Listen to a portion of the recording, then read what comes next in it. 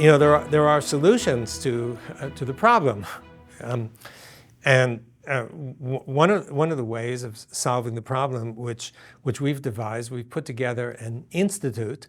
It's called the Institute for Venture Science, and the way it exists is if you have your round Earth idea in a flat Earth environment, those are exactly the kinds of applications that we want to receive for funding to this institute. So we send your application out to review from open-minded people who don't care whether the Earth is round or flat. They want to see science progress. So there's none of this mafia kind of environment.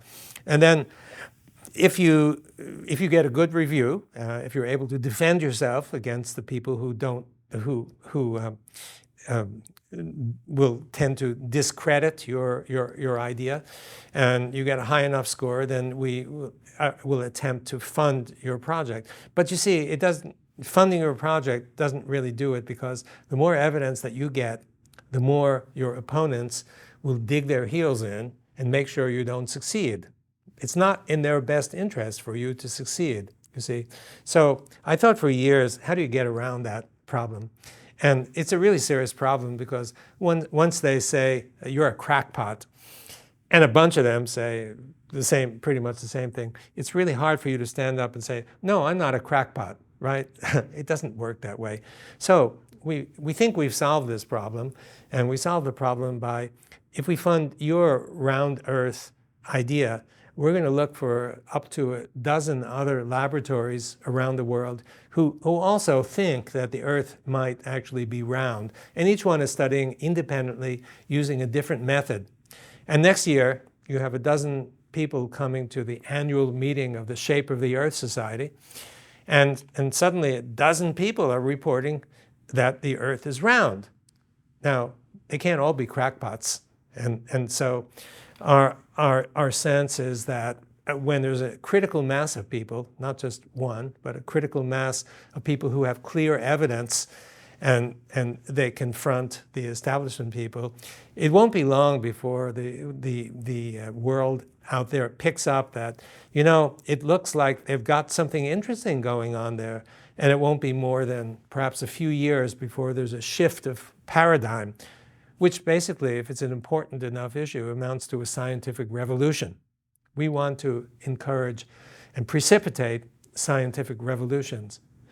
Scientific revolutions have been few and far between, if you think about it. There have been lots of technological revolutions, right?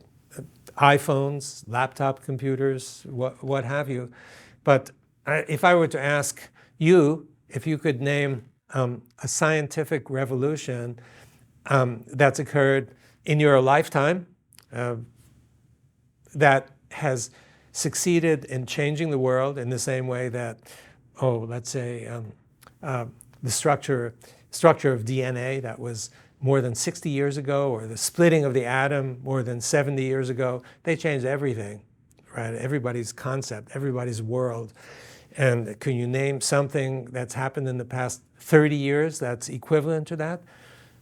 And it's really strange, sort of strange, because so much money is going into science. With so much money and lots of progress, the progress is incremental. See, it's not revolutionary. Lots of progress, but not many scientific revolutions. And, our society is in... We face a lot of problems these days that need solutions, and often solutions will come from scientific revolutions. The revolutions will breed technologies, and the technologies will solve problems. And perhaps we can solve some of the terrible problems that we face in our world today.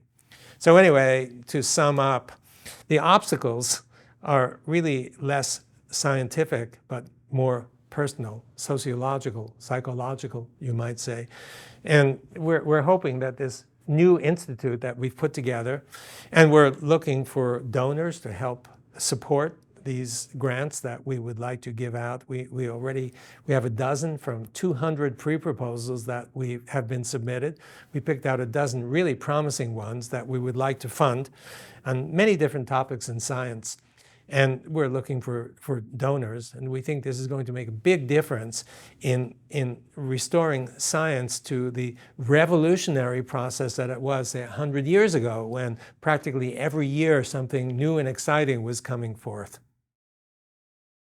It's called the Institute for Venture Science, and the URL is IVSCI,